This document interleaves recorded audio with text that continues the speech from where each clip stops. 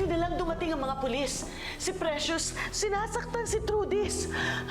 Sa maniwala kayo't hindi, wala kaming kinalaman sa mga pinagagawa ni Precious. Humanda kayo sa akin lahat. Babayad kayo. Mabuti pa imbitahan na lang po namin si Ma'am Hershey sa kasal namin ni Ronnie bukas. Kung pwede rin kayo, pumunta na rin kayo kasi mas marami mas masaya. Tayo niyo ako, sasama ko. Hindi niyo ako pwedeng itago habang buhay. Kailangan ako ni Trudis. Nick! Nick, buti ligtas ka. Buti ligtas ka. Nick!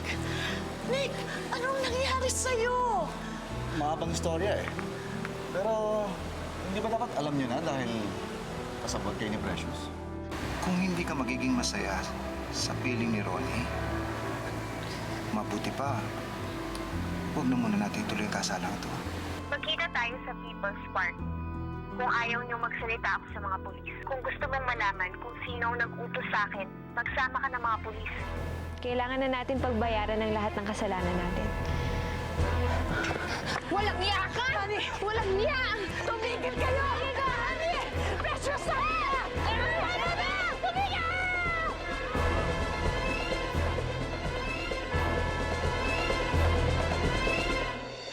Mga anak! Kumapit kayo sa akin!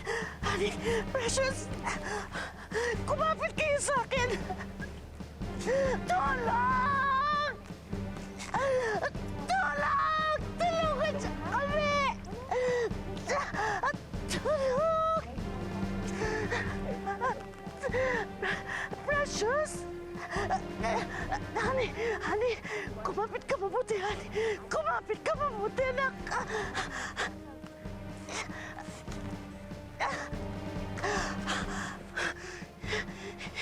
Hindi ko kayo kaya ang dalawa. Hindi ko kayo kaya.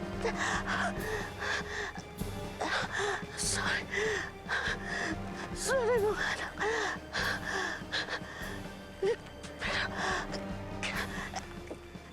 Kailangan ko mamili sa inyong dalawa.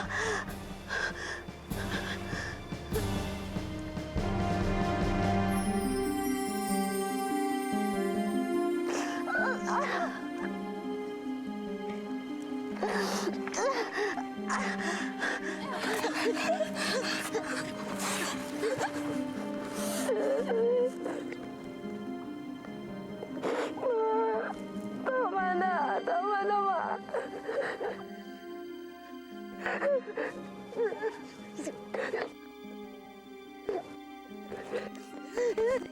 Iligtas ang kapatid mo. Iligtas si Precious.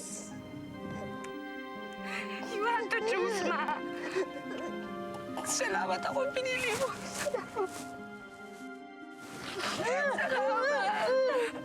Precious! Precious! Precious! Sinasabi ko na nga, Be. Kayong dalawa ang tinutukoy ni Precious na utak sa pagpapapatay kay Sir Nick. Anong ibig sabihin nito? Bakit kayo nandito? Mag-ingat kayo sa mga pinagsasabi niyo, ha? Pwede ba? Tama na yung pagsisinungaling ninyong dalawa. Eh, bakit kayo nandito? Sige nga, sabihin niyo. Dahil anak ko si Precious! At kahit gano'n siya kasama, hindi ko siya pwedeng talikuran. At sa maniwala tayo sa hindi, wala kaming kinalaman sa mga pinagagawa niya. Andito lang kami para protektahan si Precious. Dahil alam namin na sa lahat ng gulong pinasok niya, mapapahamak siya.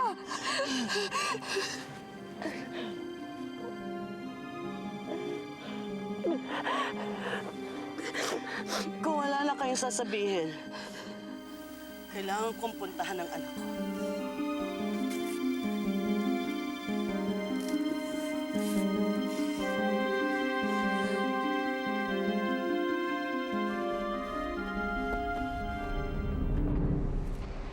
Mga kaibigan, kami na ang humihingi ng dispensa sa inyong lahat. Okay, pagpamuhin po ninyo ang mga pangyayari, hindi naman po ito sinasadya. Pero maaari po kayong tumuloy na sa reception venue dahil andun na ho, nakahanda na ang mga pagkain. Ano po, makabawi man lamang kami sa ganung bagay. Ay, yung mga regalo ho, pakiiwan nyo na lang po dyan. Kami na ho bahalang magtabi. Bakit? Ikaw talaga, kahit kailan ang kapal-kapal ng... Eh, dinala na nila rito eh. Andiyan dyan eh. Sayang naman. Mga kaibigan, ako na ho ang humihingi ng dispensa para dito sa asawa ko. Ano? Ay, sige po. Tuloy na lang po kayo sa reception venue. Huwag po kayo mahiya. Sige po. Napansin niyo ba si Honey tsaka yung mami niya? Parang biglang nawala eh.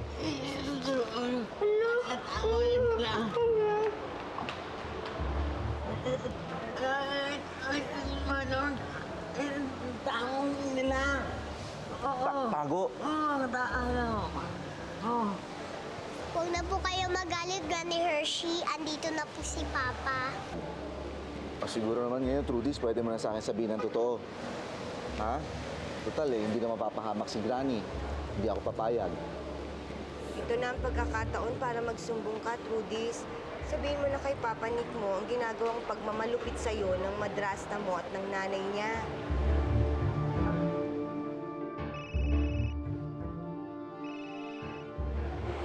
Hello? Mix, nasaan ba kayo? Nandito po kami ngayon sa People's Park, Sir Nick. Di na ho namin inabutan si Precious. Patay na ho siya. Babalik na lang ho kami kaagad dyan para ipaliwanag sa inyo yung nangyari. Sige po.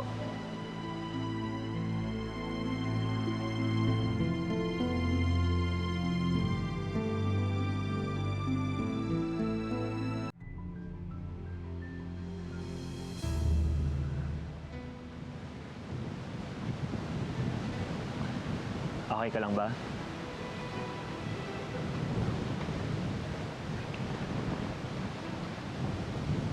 Hindi ko na alam eh.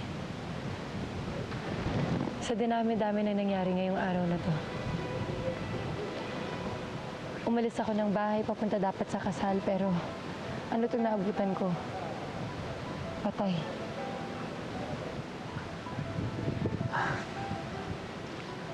Huwag ka mag-alala. Matatapos din lahat ng to. Ang importante, magkasama na ngayon si Trudy sa pati si Sir Nick. At siguradong hindi na sila mapapahamak. Sana nga wala na magtangka sa buhay nila.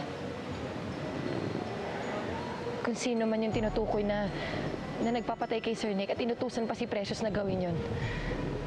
Sana naman maglaho na silang lahat.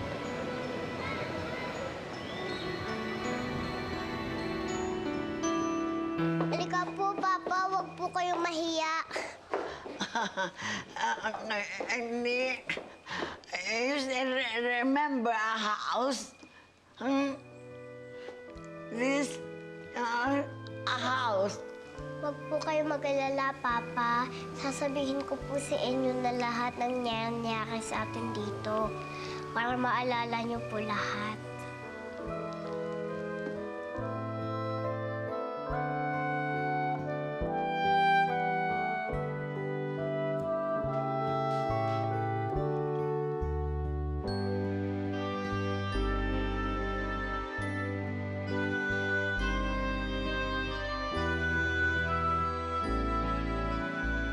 Hindi ko akalain na mahuhulog ang loob sa babaeng ito.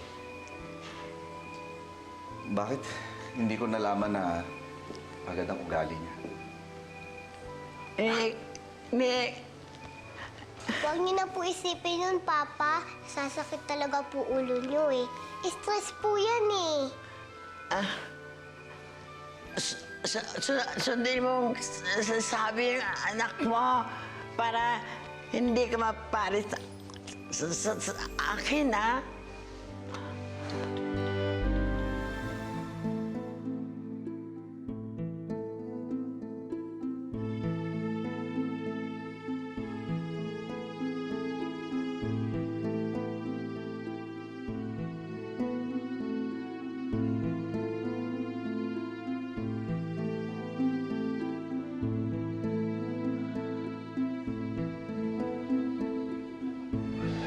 Patawarin mo ko, Precious.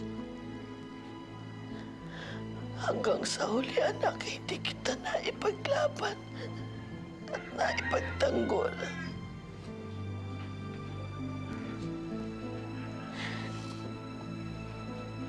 plano nito ni Nick at ni Trudis eh. Sila ang salot sa buhay natin. Sila ang hadlang sa mga plano natin.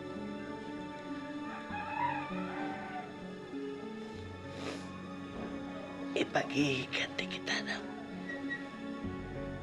Ipaghihiganti kita.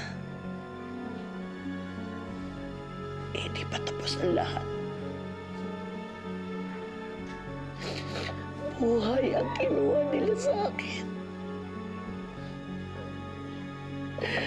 Buhay din ang magiging kapalit nun.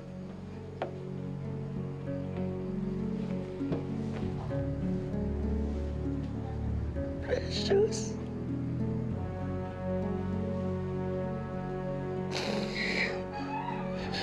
Precious.